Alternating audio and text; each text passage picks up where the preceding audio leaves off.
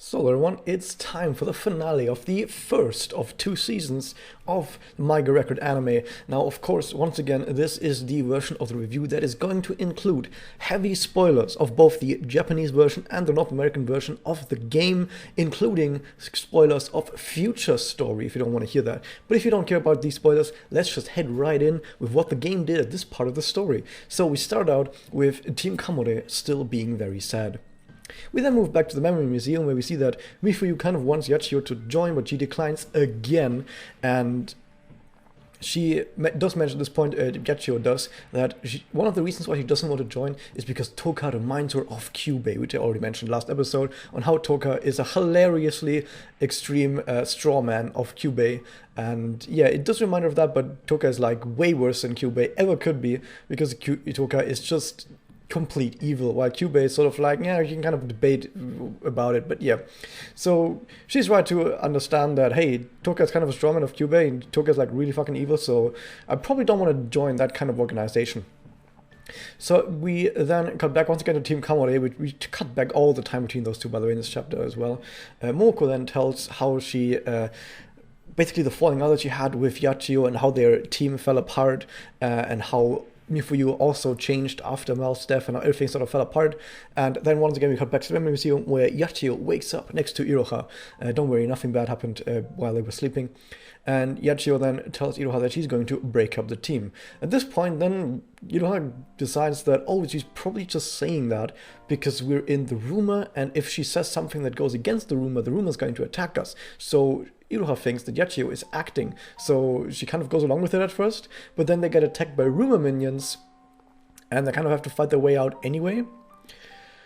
There's also something weird. I should have probably looked this up, because the thing is, Momoko talks about how after she broke up the team, she kind of had her friendship with Kaede and Rena, and it sounded like she had this friendship with Kaede and Rena like after the team was already broken up, but wasn't there some part in some other story, I forgot where it was, where it's actually shown that while Momoko was part of Team Mikazuki, she was already friends with Kaede and Rena?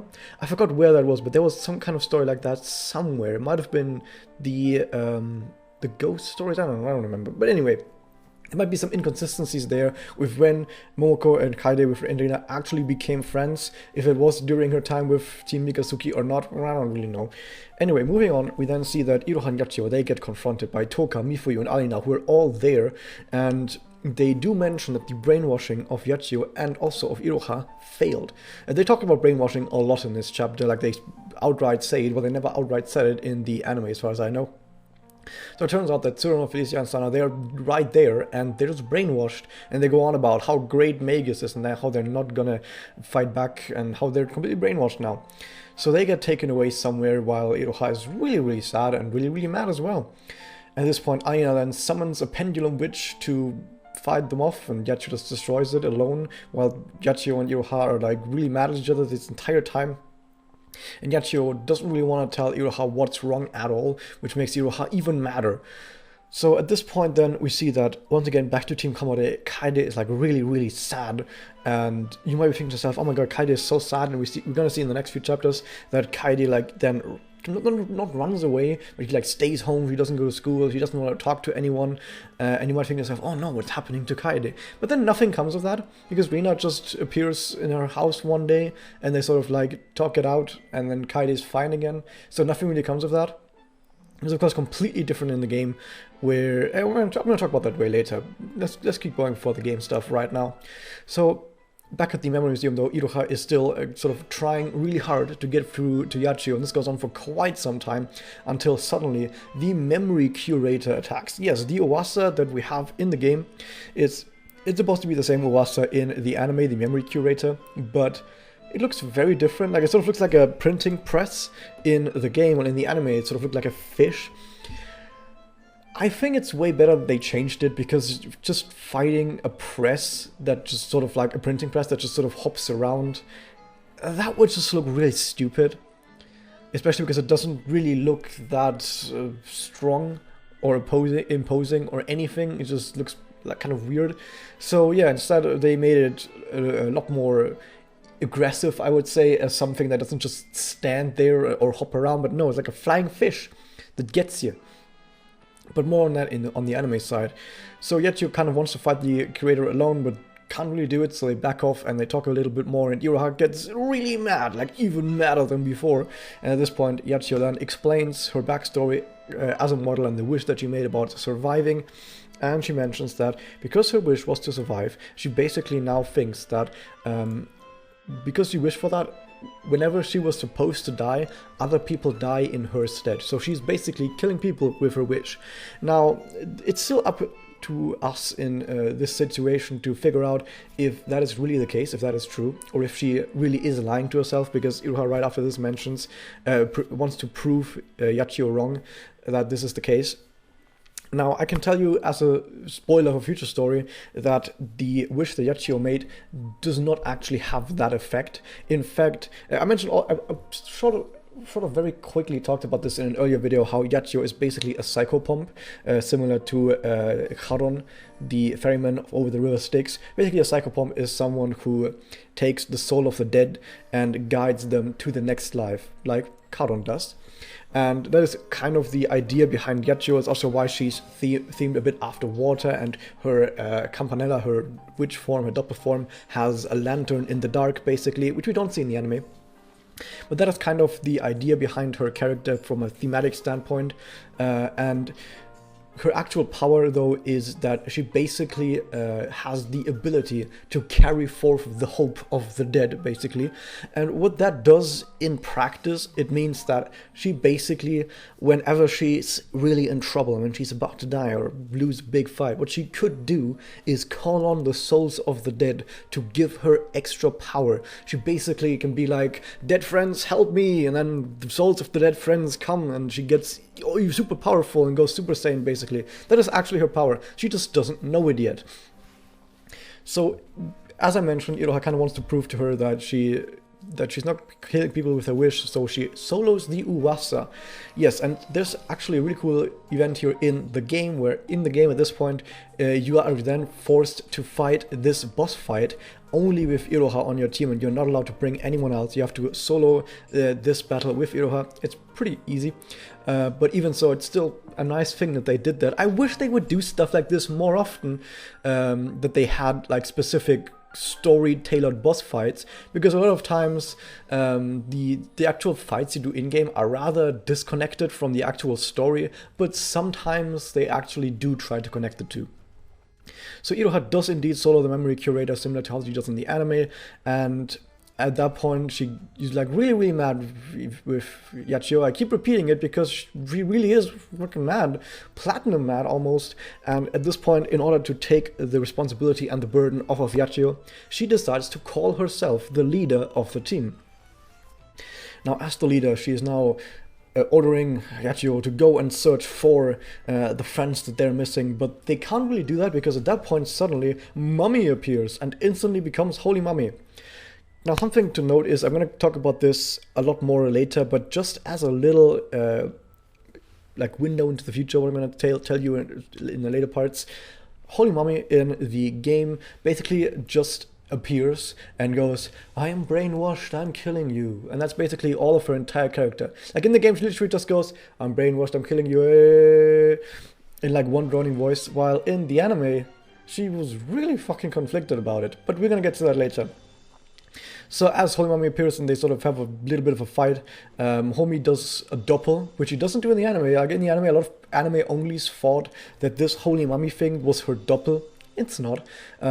She can still doppel on top of this, and as they try to fight it out at that point, then suddenly Sayaka just appears. She doesn't do the fire extinguisher trick, sadly. She just appears and tries to talk to Holy Mummy, and then Holy Mummy just sort of not quite off-screen, but she sort of fights Sayaka down, and Sayaka just goes, "Oh, I can't beat this Holy Mummy doppel. What can I do? What can I do?" And then she just pulls out one of Homura's bombs and throws it at Mummy. That actually does happen. Because of this bomb, the entire building is now collapsing, and all of the people there make their escape, with Holy Mommy being on the other side and also being forced to make their escape somewhere else, and they all just leave the building normally. Yes, no one falls into a hole. In the game, they all just leave the building normally. So then outside again, Sayaka and Iroha and Yachio, they all have a bit of a talk. They sort of go over what just happened, what is going on here, and they tell Sayaka the truth about the Meiguka and what is going on there, so about them becoming witches, which Sayaka doesn't take too well, but at the same time she's still able to control herself. Like, she doesn't have a mental breakdown or anything, she just goes, ah shit, that sucks, and then sort of just leaves. So then at this point, we're basically at a similar point to where we were in the anime, but there's just a little bit more, just a tiny bit more in the game that we can't really have in the anime because it features Momoko. So Iroha and Yachio, they sort of go home and they keep talking about how they need to save the rest of the team, and also about how they're really bummed out about what just happened. So at home, it turns out Momoko is there. She sort of let herself in. I mean, she mentions that she had that she found the spare key. I mean, she could have also still had her own key as well. So Momoko asks Yachio about what really happened, like why did Yachio dissolve the team and what happened to Yachio, what made Yachio so sad, and Yachio just tells her, and then Momoko just sort of hugs it out with Yachio. And at this point they sort of talk a bit more about, oh, we need to save our friends though, and Momoko decides to help out by gathering grief seeds for them so they don't have to worry about grief seeds while they go and help the rest of their friends. The team then decides that we really need to go and search the city and help our friends, I guess. Somehow, we don't really know how they're going to do it yet. At this point, the chapter just ends.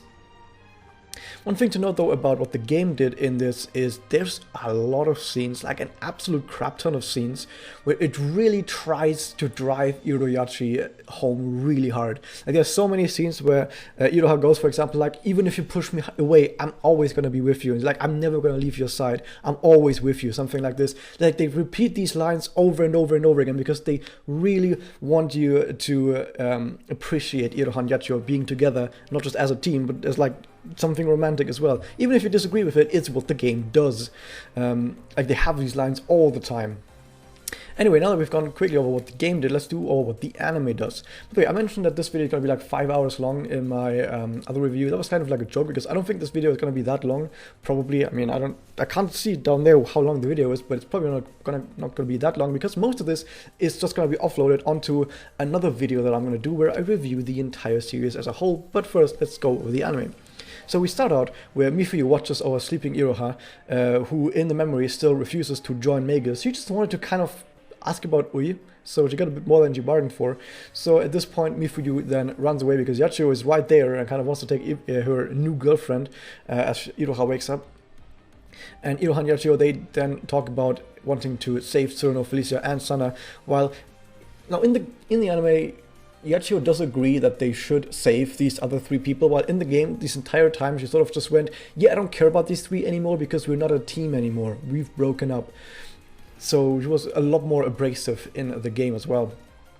So after the OP, that is not different at all, we see that Iroha tries even more to reason with Yachio, and Yachio is pretty stubborn and doesn't want to tell her anything until Iroha gets a bit mad, not quite as mad as she did in the game, but she does get a bit mad, and Yachio does tell her a little bit of the backstory of being a model, of her wish, and all of that stuff. And then Yachio gets gobbled up by the memory curator, who, like I said, looks way differently. I like this design in the anime a lot more. I mean, in the game you can say, like, okay, a printing press that you could say presses memories is maybe a bit more thematic than a big fish.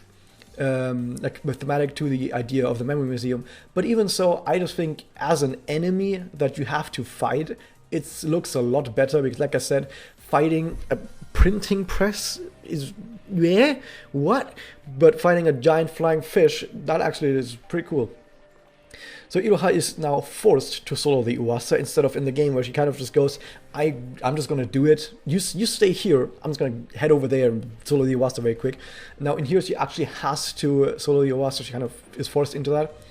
and we get this really nice little flashback. This is also something that I really love, that the anime does this, where sometimes it gives us these visual scenes of characters' backstories that in the game I only just hinted at, and then the game sort of just goes, if you want to see the actual backstory of these characters, you're going to have to read the side stories for these characters. So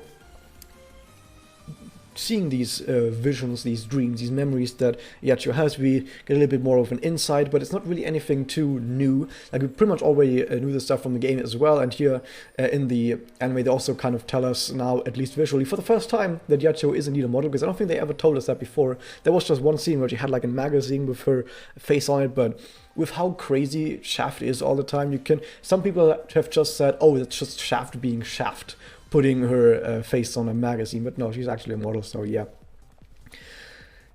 So something else to notice is that towards the end of the scene is, I always mentioned this before, and well, I say always, in the ED, and I think in the last episode as well, where whenever Yachiyo is really sad, she wears black clothes, and whenever she is sad, not sad, it's hard to tell exactly when, but whenever she's like grieving, it seems like, or has given up on life, I guess probably that's the better way to put it.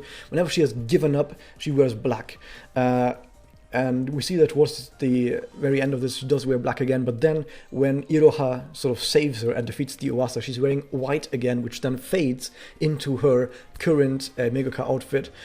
I think that is supposed to be symbolic, because like I said, it keeps happening like this, that Yachiyo does indeed fall back to those black clothes exactly when it seems like she has given up, so yeah, I do think that's symbolic.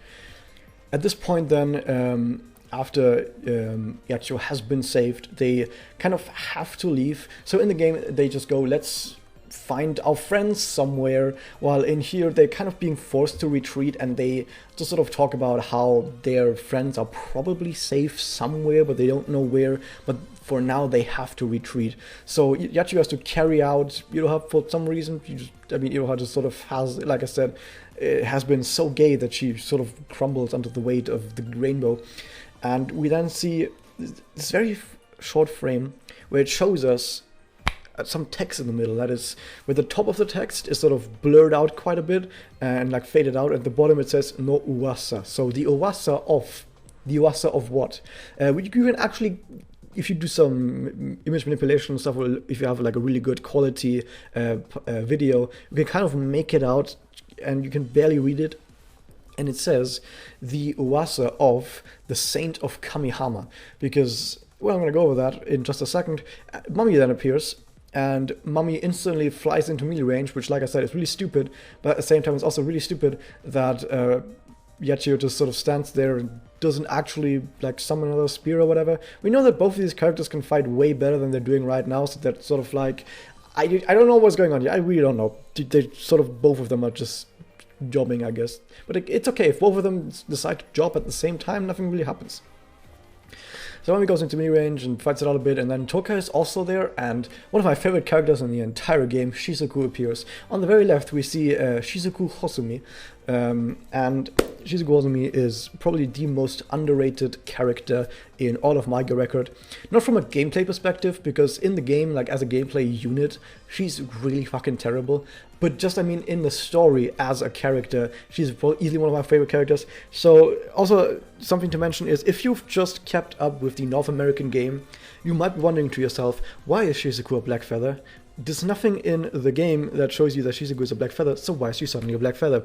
This is because of an event that we haven't gotten yet on the North American server, that we're gonna get in like a few months, depending on when they do the summer events. But in a few months or sometime, we're going to get the events, the whereabouts of the feather, where what's going to happen. I'm going to very quickly mention just a few points, nothing too specific, but actually will be some specific stuff. I'm not exactly sure how it happens, but basically Shizuku gets brainwashed into becoming a feather against her will. If someone has actually read it, you can basically tell me if I'm wrong or not. But she basically gets brainwashed into being a feather, and while she's brainwashed, she makes friends with Midori and Ikumi, who we've already seen in Chapter 9, by the way. They were the pink-haired and the orange-haired girl. And they are the two kind of realize that maybe brainwashing is bad, and so they basically try to free Shizuku and get Shizuku to go home without making it look like they are betraying the feathers. So they're basically like doing this covert operation of somehow kicking her out of the feathers without people noticing. At least that's what I think happened. I only just read a summary, and summaries can be wrong sometimes. But yeah, that's basically that story. So Shizuku is indeed a feather for some time. And that's basically why she's a feather right here. Now, I wanted to mention quickly about Shizuku, because like I said, she's probably one of the most underrated characters in the entire game. First off, Shizuku is is easily the character with the most potential to be horrifically, overpoweredly broken. Like on the level of Homura Time Stop. Because what Shizuku can do, is she can teleport herself and or others to any location on the planet instantly. That's pretty fucking broken. If you actually mastered that ability, you could just teleport other people like 5 kilometers underground on the other side of the planet. What are they gonna do? I mean, some people said you could maybe teleport people to the bottom of the Mariana Trench, but what actually happens is she has to like open a little hole that people fall through. And if you open a hole to the Mariana Trench, you would have water rushing through, so it wouldn't actually work that well. But you can still teleport people underground, like 5 kilometers underground, right before the magma region starts. And then what are they going to do? They're fucked. And not even that. Even if she doesn't teleport other people, she can teleport herself to any place on the planet instantly. Instantly. That's pretty fucking broken. So yeah, Shizuku is actually godlike. And also there was an event, the Nanoha event, where a clone of Shizuku, Amira's clone, was able to get like this magical MacGuffin that apparently gives her like 3 times or 4 times as much magical energy, and using that magical energy, that clone Shizuku was able to also teleport across dimensions to parallel universes. I think it's pretty safe to say that if Shizuku actually mastered her abilities, she would be on the same level of horribly broken as Homura. But don't worry about any of this, because Shizuku is barely in any stories. She's one of the most underutilized character in the entire game. She has her own side story, and apart from her own side story, she appears pretty much nowhere. Not in the main story, apart from like maybe one cameo where she says hi to the camera once. She's in barely any other stories, in other side stories. She gets this one event, like I said, she gets her own event, but apart from that, she's like nowhere, which I think also makes kind of sense, because the writers probably have no idea what they're supposed to do with a character that's this broken, because that character could just solve so many problems so easily, and I guess it would be too easy to solve all these problems, so they sort of just act like she doesn't exist. Because if she joined the main characters, she could just teleport people to wherever they needed to be, including the Magia's base, because she was a black feather, so she would know where the base is, so she could just teleport the entire magical girl population of Kamihama into the Magia's base. Pretty overpowered. Or she could teleport herself into the base and then teleport everyone else out. Oh my god, you could do so much crazy shit with Shizuku, it's actually amazing. But yeah, that's probably why the writers don't include her anywhere, and whenever she does appear, she just doesn't do anything. Because like I said, the writers have to sort of act like she can't actually do any of that. But yeah. Basically, Shizuku.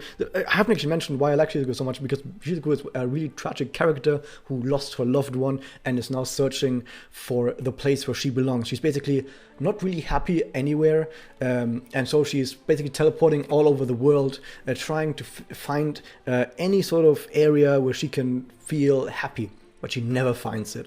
And that's basically the entirety of her character. And I did mention, like, what if she actually joined the main characters?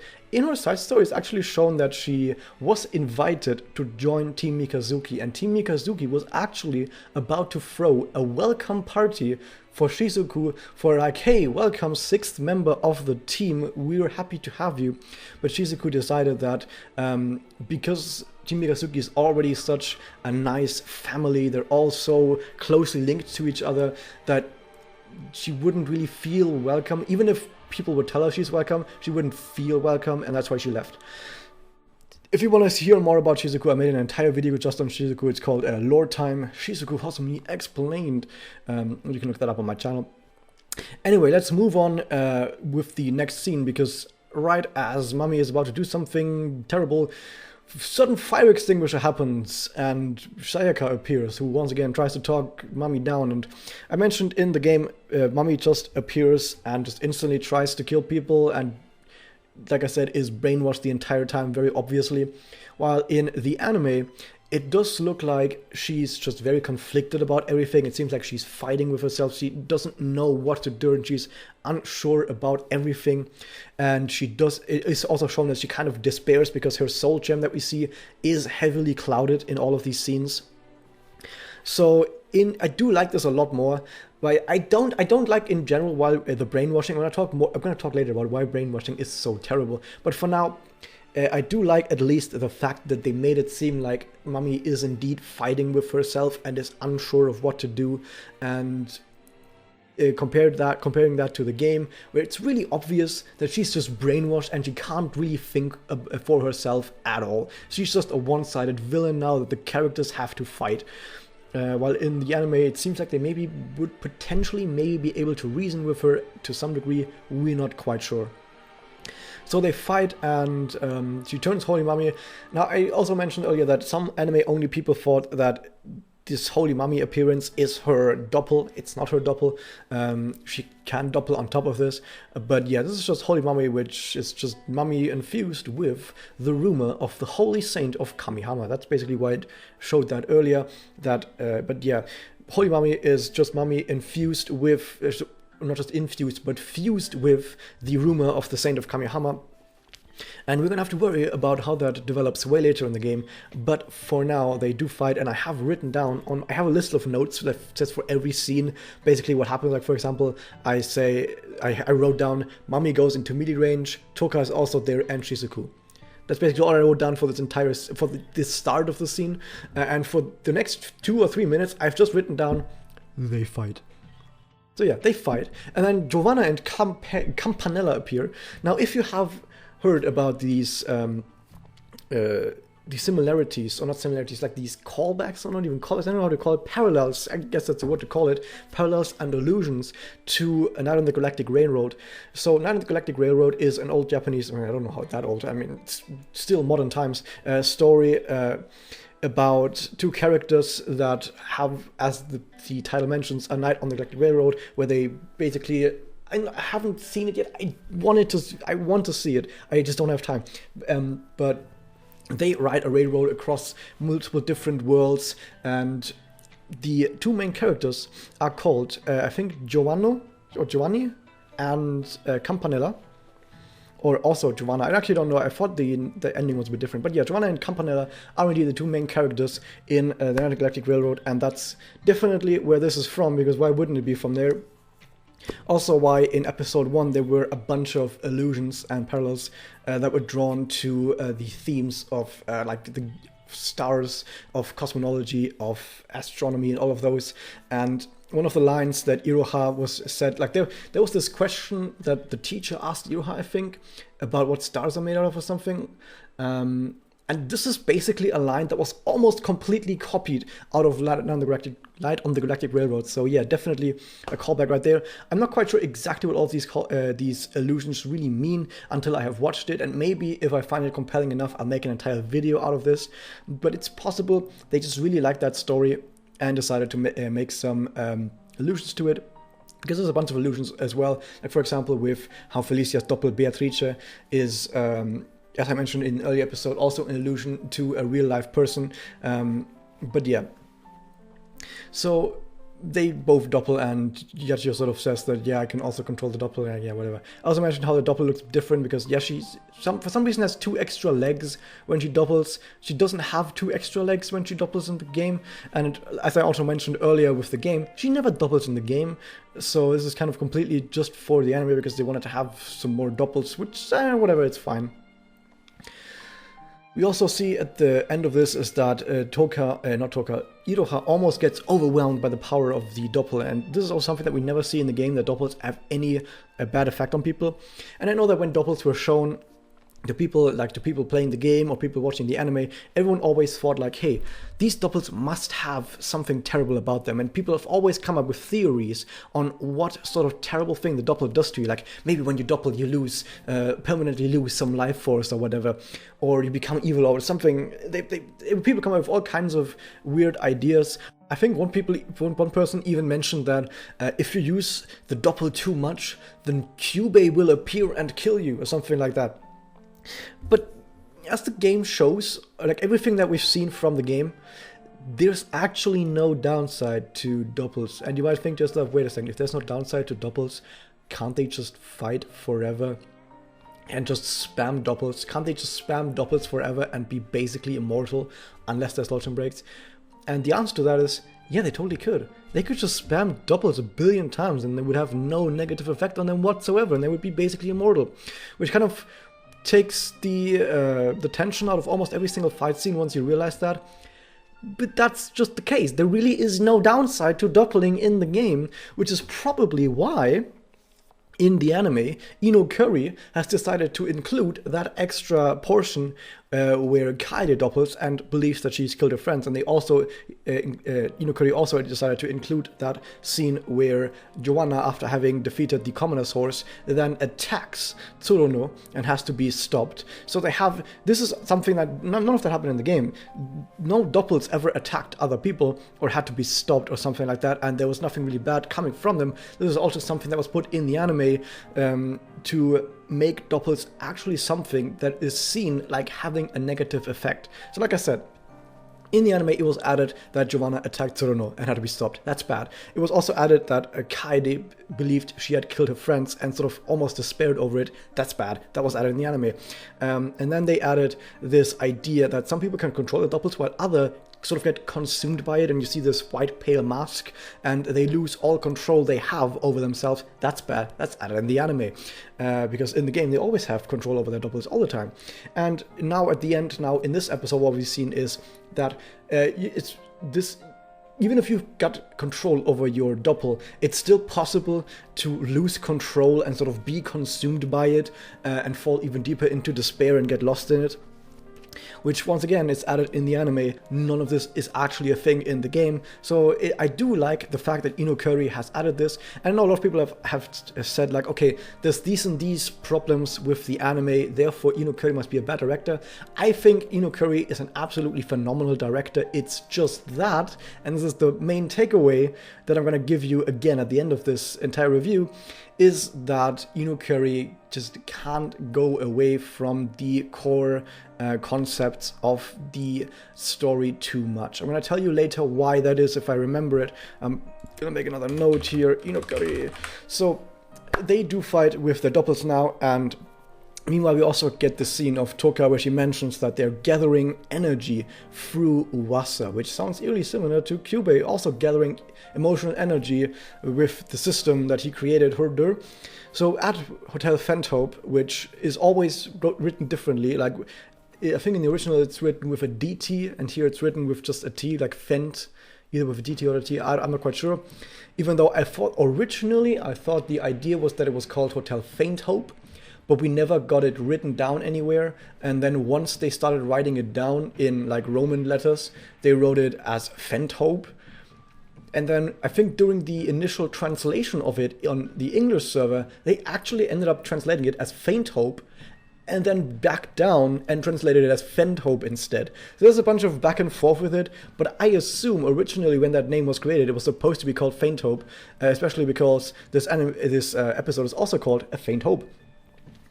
So yeah, that was some back and forth, but I guess it's called Fenthope in text now.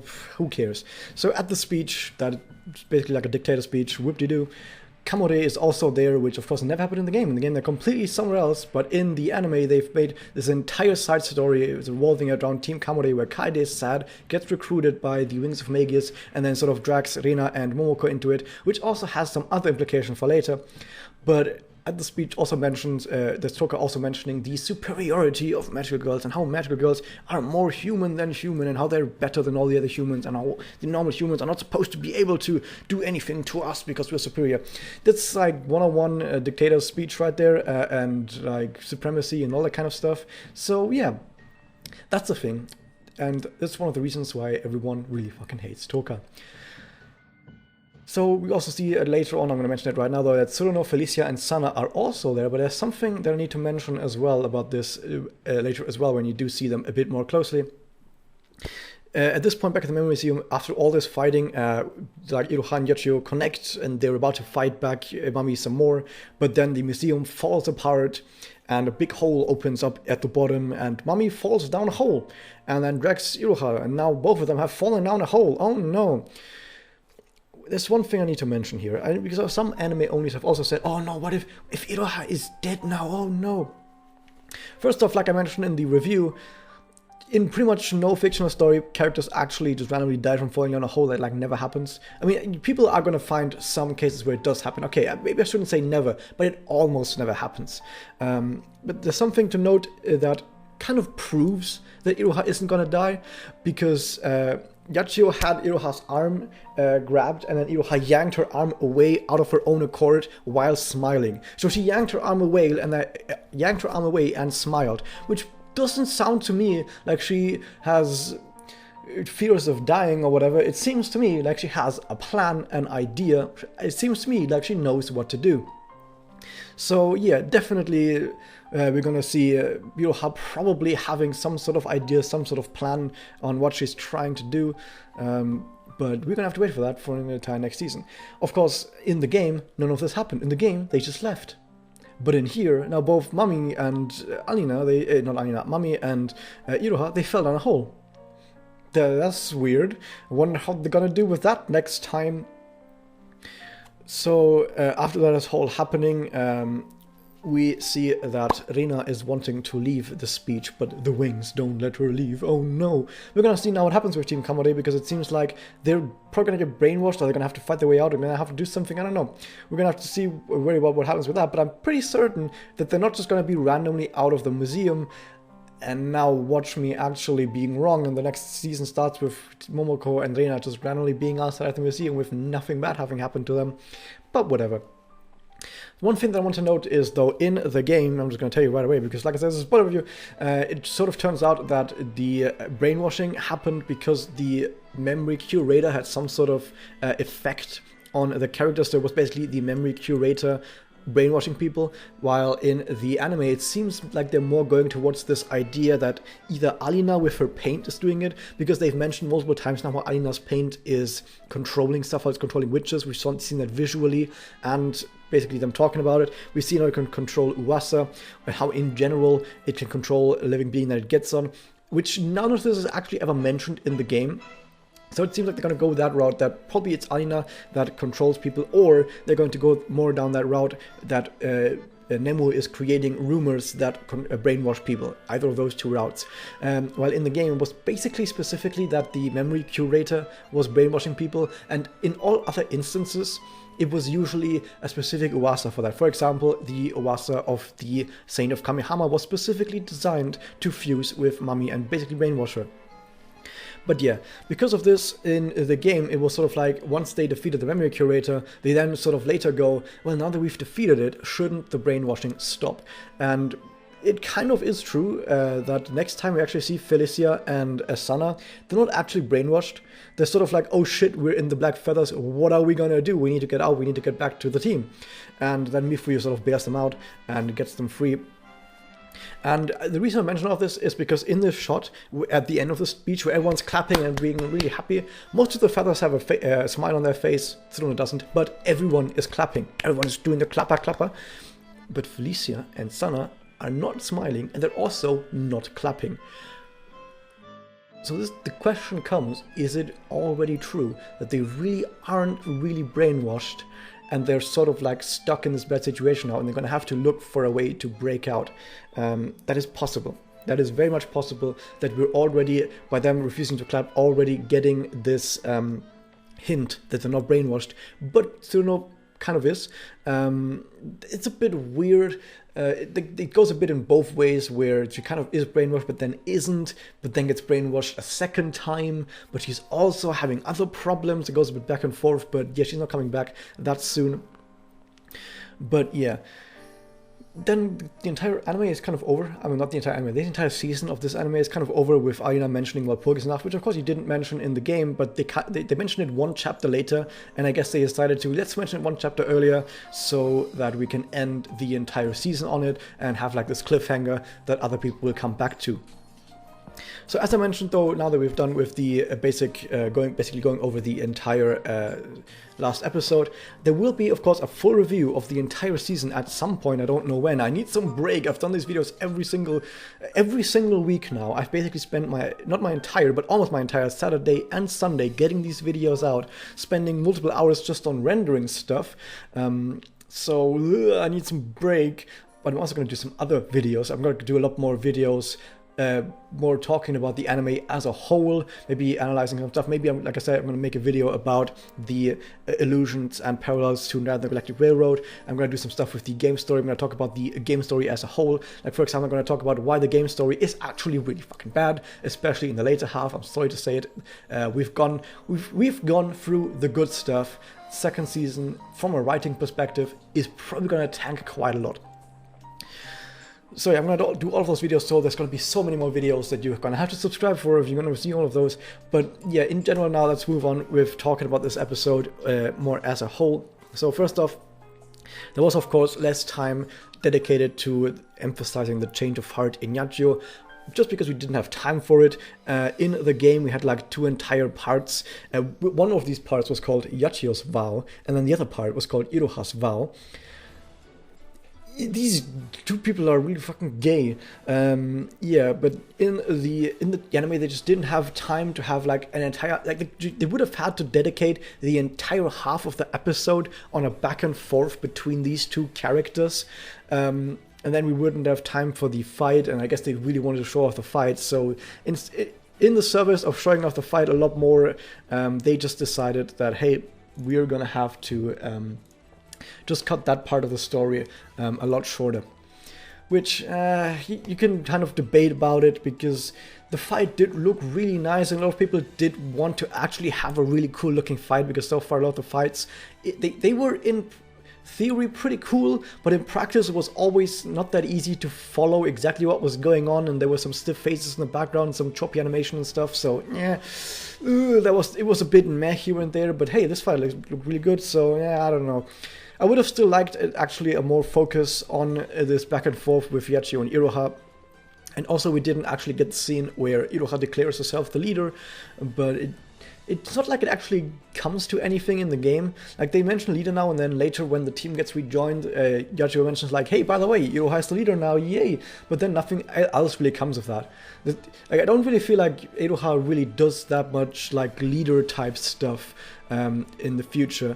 It sort of just continues the way it does before. I mean, Iroha is already often doing important stuff, or not really doing important stuff, but hey, saying, hey, we should do the important stuff, and then they do it as a team. But yeah, that's kind of a thing. So something else that I mentioned is that Mami in the anime is a lot more conflicted. It seems like she's fighting with herself, she's having second thoughts, she's having doubts. It really does look like she's not sure about what she's doing, but is being forced into the situation by the Magus. But at least it's not quite as obvious as in the game, where it's just, she's brainwashed. Which I do like, at least in the anime, a lot more, but it's still fucking brainwashing. Now the question, of course, becomes, why is brainwashing this bad? Because I have been riffing a lot about brainwashing in other earlier episodes as well, and most people that play the game and have read the game story really fucking hate the entire effect of the brainwashing. Now, I know a lot of people also that I've heard of mention that they don't really care too much about brainwashing, and they ask themselves, but why is brainwashing this bad? What is actually going on with people hating on brainwashing this much? I like brainwashing in cases where it's done right. So here's the thing why I think brainwashing, not I just think, a lot of people think brainwashing is really terrible in general, and specifically in Magia Record and Madoka Magica in general. So first off, when you introduce brainwashing, you're basically shifting around responsibilities of characters, and you're shifting around agency. So usually in a story, of course, characters decide what they want to do, then they do the thing, and then when they do something, there's going to be an effect, sometimes even a ripple effect that's going to perpetuate over multiple episodes or whatever. So characters usually are able to decide what they do, what they want to do, and when something good happens, that good thing happened because they chose to go down that route. When something bad happens, that bad thing happens because they chose to do something that led to that bad thing happening. And when you want to deal with these characters, and maybe the characters is in a conflict with someone else, if there's a conflict involving these characters, what they do will tell you a lot about that character. There is, for example, the conflict between Homoda's and Madoka's ideal, specifically in Madoka Magica, where what each of these characters says and does whenever they're in a conflict with each other, with the conflict being that Madoka wants to sacrifice herself and basically kill herself whenever she gets the opportunity to, while Homoda kind of doesn't want that to happen, and you can start kind of see a back and forth between the actions that both characters take in this conflict between the two that tells you a lot about these two characters. Now, when you have brainwashing coming in any situation, in any story, not just this story, what it usually means is you have a character that is now acting and doing things, but they themselves are no longer deciding on it. Someone else is either deciding on it directly with mind control, or they're being sort of magically forced to do some specific thing that has been programmed into them, and they basically become a robot. Now, because they don't have agency anymore, whenever something good happens, you can't say this good thing happened because of them, because they decided to, because they didn't. When something bad happens, you then can't say this bad thing happened because they did something that caused this to happen. No, they're brainwashed. They don't have the agency anymore, and they don't have the responsibility anymore. And this is usually why brainwashing is really fucking bad. It removes agency, it removes responsibility, and makes the entire story a lot more one-dimensional. Because now it's really obvious a brainwashed character who is brainwashed by the bad guys is an evil character who just has to be fought, and there's nothing you can do with that character. Once you brainwash a character, that character is no longer a character. That character is a cardboard cutout with a weapon in their hand that you're just gonna have to knock aside. You can't do anything with that anymore. Of course, you can have some scenes where characters are going to try to get through to the brainwashed character to sort of undo the brainwashing. But every single story handles that basically exactly the same, where they sort of fight with the one character holding back. And while they're fighting, they go, no, remember the times that we had. And then they somehow trigger a memory of the brainwashed character. And the brainwashed character goes, oh, I remember now. I used to be a good character. And then it's undone. It's like 99% of how brainwash gets resolved. It's not even very interesting. It's completely boring and standard. Everyone handles it the same. You can say, oh, but what about these other 1% of the time where brainwash is handled correctly? First off, I haven't seen that yet. But secondly, I'm going to say, okay, it might be possible. It might be possible in some ways to handle brainwash correctly. But I've not even seen it yet, ever. And I've watched a shit ton of anime and read stories and seen video game stories and all that kind of stuff. I've never seen it happen yet. But I'm going to concede that's probably possible somehow. But in general, like I said, by removing agency and character and personality, you just turn characters into mindless drones and they become cardboard cutouts, and it sucks. And now I'm going to talk about why specifically in Madoka Magica and specifically in Magia Record, it's so terrible. And the reason is, of course, is because specifically in Madoka Magica, there is not really one big antagonist. I mean, people say, okay, Kyubey is an antagonist, but Kyubey is more like a force of nature. Kyubey is someone who gives characters guns that are loaded and says, here, you can use these guns to fight the bad guys. But secretly, Kyubey, of course, hopes, like, oh, I hope these guys accidentally kill each other or themselves, ha ha ha ha ha. That's basically what he hopes. But he himself doesn't kill people. He himself only gives people guns, and the important part is, with these guns, people kind of kill themselves. So this is basically the entire idea about Madoka Magica is, the big evil in Madoka Magica is that characters are causing their own demise. Sayaka caused her own demise. You can say, oh, but no, she was forced into being a magical girl and the magical girl system is fucked up. Yeah, but there's like millions, probably millions of other magical girls that don't immediately kill themselves when they found out the truth. I don't know the true numbers. Probably no one knows the actual numbers of how many magical girls there are, but still, just being a magical girl doesn't immediately mean that you have to die. As we've seen with Yachio, you might see a handful of people die, but you yourself are going to be fine. She was fine for over 7 years, and with how powerful she is, she'll probably be fine for another whatever years. Homura survived for however many years she survived. In Homura Tamura, she's like 26 years old or whatever. So you can survive for a really long time, and if you were really good, you could probably survive even until you were like really old age. It's possible. Isn't Pernell like multiple 100 years old? Like you can, if you're really good, you can do it. It's not a death sentence in itself, but Sayaka, because of the kind of character she is, she gave up hope. Her friends tried to reason with her. Her friends tried to talk with her, but she wouldn't listen to her friends. She was so stubborn in her beliefs that she wasn't gonna change her core beliefs, even when her friends urged her to, even when it was destroying her, and so she let her beliefs kill her. That is her own decisions, her own choices leading to her death. You can say the deck was stacked against her. Yeah, the deck was stacked against her, but it was still her own actions, her own decisions that led to that. She could have just taken the brief from Homura and she would have been fine. She could have just listened to any of her friends and she would have been fine. But not just with Sayaka, with other characters as well. Kyoko also basically dies to her own ideals. She decides on her own accord to commit suicide.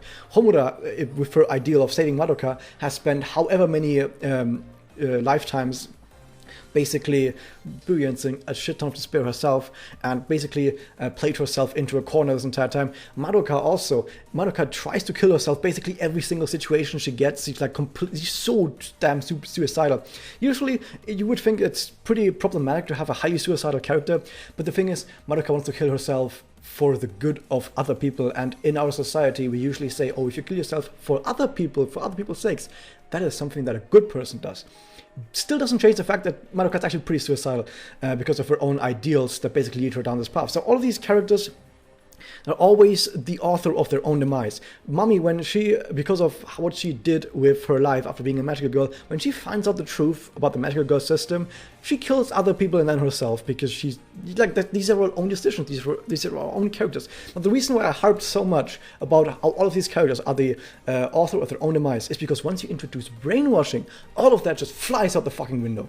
Because if you brainwash a character and then that character does evil stuff, that's no longer their own thing. That's no longer them doing the bad thing. Now that's other people doing the bad thing. Now the person who brainwashed them is at fault. Now you can say, oh, like for example, Mifuyu is probably the main instigator of the brainwashing in Toka as well. So Mifuyu and Toka are the ones who are causing misfortune to Tsuruno, mostly Tsuruno, to Mami as well. Aina is also causing misfortune to them. So in general, the Magius and the upper echelon of the Magius, they are causing the misfortune to other characters, and you can no longer say that it was their fault. You can no longer say it's Tsuruno's fault, what she's doing in chapter 7. You can no longer say it's Mami's fault. Like, yeah, Mami has gotten herself into a terrible situation by following the Magius, but as we saw in earlier episodes, Mami still tried to do the right thing. Mami, by her own accord, wanted to still defeat Uasas and witches if they were being evil, basically. If they were killing people, if they went out of control, she still wanted to destroy them. And now, with the Uasa that she's been fused with, and her brainwashing, she now attacks her closest friend in Sayaka, and basically wants to kill people. So now with the brainwash coming in, suddenly it's out of her control. Suddenly, Holy Mummy is not a character anymore. Holy Mummy is a cardboard cutout with a weapon that the team has to put aside. They can't really... It's not really a character anymore. This is no longer a character. This is now just a person with a gun, and you have to shoot them. Wow, amazing. It's basically a zombie. You've zombified a character, and now it's no longer their agency. This is why brainwashing is so goddamn awful in this kind of story.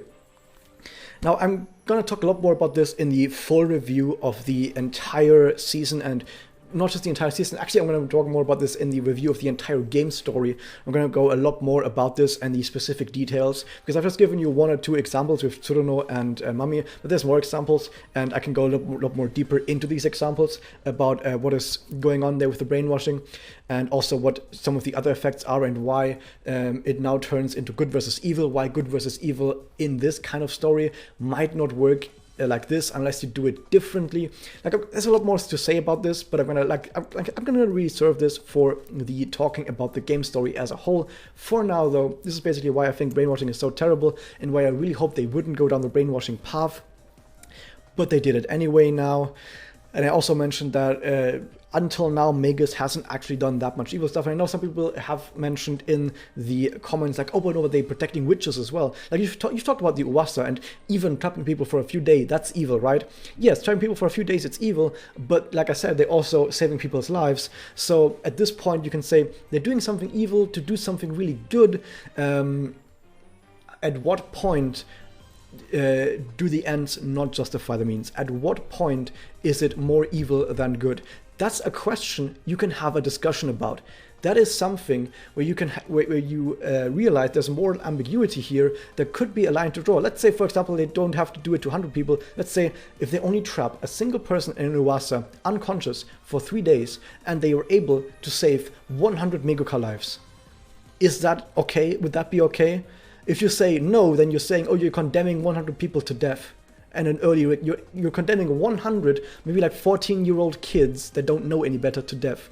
Is that really morally good? You can have a discussion about this. I'm not going to tell you what's right. I'm not going to tell you what's wrong. I'm just saying it's ambiguous. But also the other part with the witches. Witches don't necessarily need to keep killing people. You can still raise people. This is something that they mentioned, or not mentioned, but at least hinted at in an early episode where Mami talked to Alina. Mami was like, you didn't do anything to these witches, right? So Mami was kind of hinting at that Alina was feeding people to these witches. But yeah, so once again, it's kind of ambiguous. Of course, with the witches part, it's a lot less ambiguous because witches, of course, are pretty fucking evil. But just with the Uwasa, it's debatable. However, now brainwashing is in there, and once you brainwash people, this is another part, once you brainwash people, you're no longer morally ambiguous. Once you brainwash people, you're fucking evil. Really, really evil. So now, whether we have brainwashing, all of that moral ambiguity, at least on the Uwasa side, is out the window. Even if you were to argue that, oh no, it's okay to use Uwasa for that if you are saving lives, you still would have to say that, oh, wait a second, they brainwash people. No, they're fucking evil, dude. So yeah, they're just evil now. They're just evil now. As I also mentioned earlier with Inokuri, there is this idea. I don't know how much this is the truth, but how confirmed it is. But it seems like Inokuri kind of has to make sure that at the end of this entire anime, at the end of episode 26 or whatever, all the people who watch the anime can start up the game and instantly go into the second arc of the story, into arc 2, without having any misconceptions about the story, without missing anything important. That's at least the idea. Of course, there will be some things that are missing, but for the most part, it should line up as closely as possible with the end of arc 1 in the game, and also special core plot points that may be going to get mentioned in the future should also be present. So for example, if in the future some character mentions, hey, remember when Mami was mind controlled? Yeah, if you don't actually do that in the anime now, people won't know what the fuck is going on. So this is the idea behind all of this, and why Inokuri, as much as they want to, they can't actually go away from these plot points, it seems like. Of course, earlier I talked in other episodes, I talked about I hope they don't do it. I know that it was unrealistic. I know it was like 90% chance they do go the brainwashing route, but at least still had the 10% where I was like, maybe that 10% could happen, who knows? But yeah, of course, it probably wasn't gonna happen, and it's sad that it really didn't happen. Some people have maybe put some shit on Inokuri. I think that Inokuri is highly competent, especially because they have done a lot of things to improve the flow of the anime. They've added some really nice, cool foreshadowing in a lot of scenes, some really nice callbacks to some stuff in the game. They have made sure that all of these story arcs that we see in the game have a logical... I keep mentioning this, but it's really something different than the game, where every single arc in the anime has a logical through line, a really nice route from A to B, while in the game it's just fucking random. Every single thing that happens is completely random. Solutions fall out of the sky, problems fall out of the sky, and then the solution to that problem falls out of the sky as well.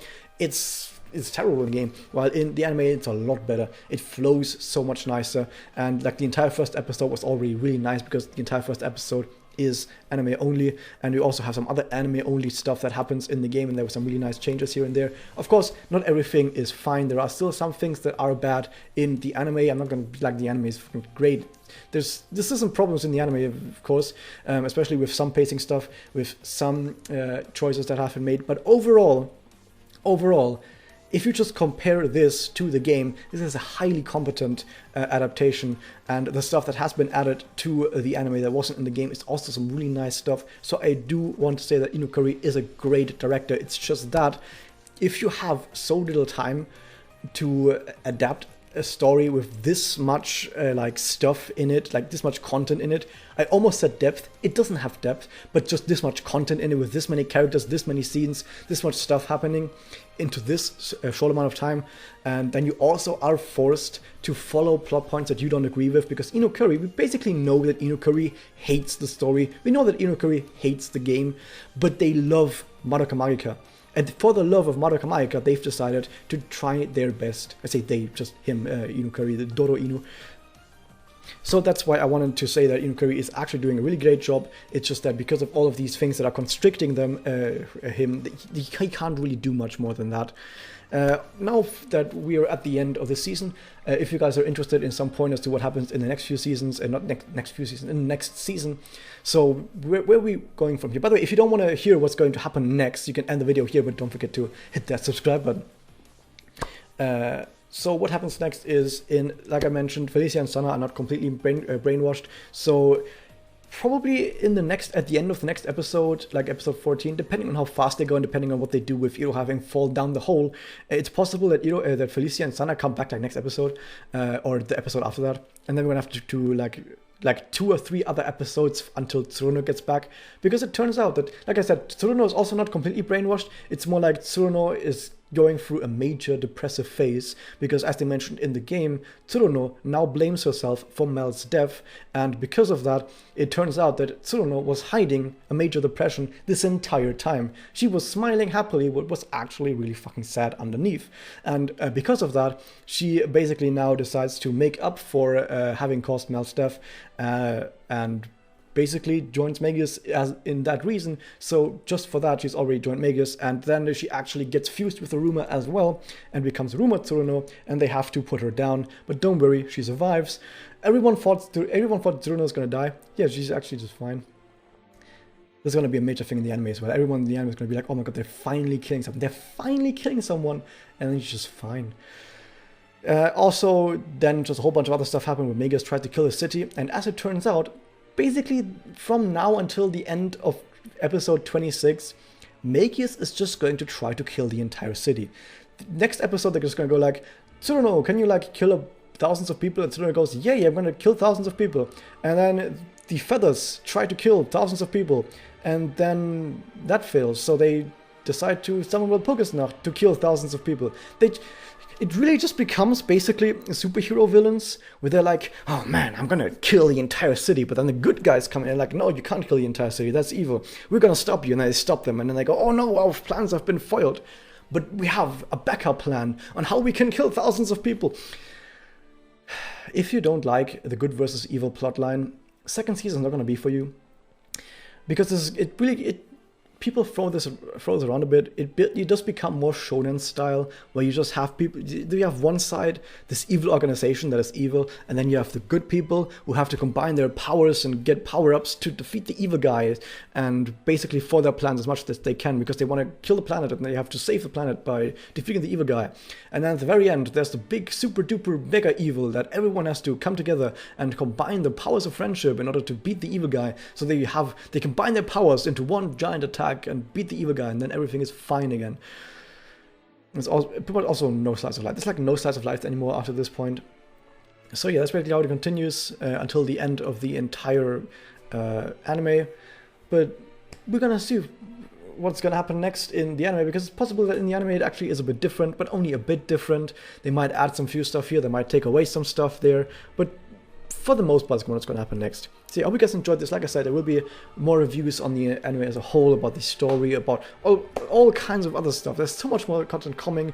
I can never take a break. Thank you guys for watching. Hit the subscribe button and I'll see you guys next time.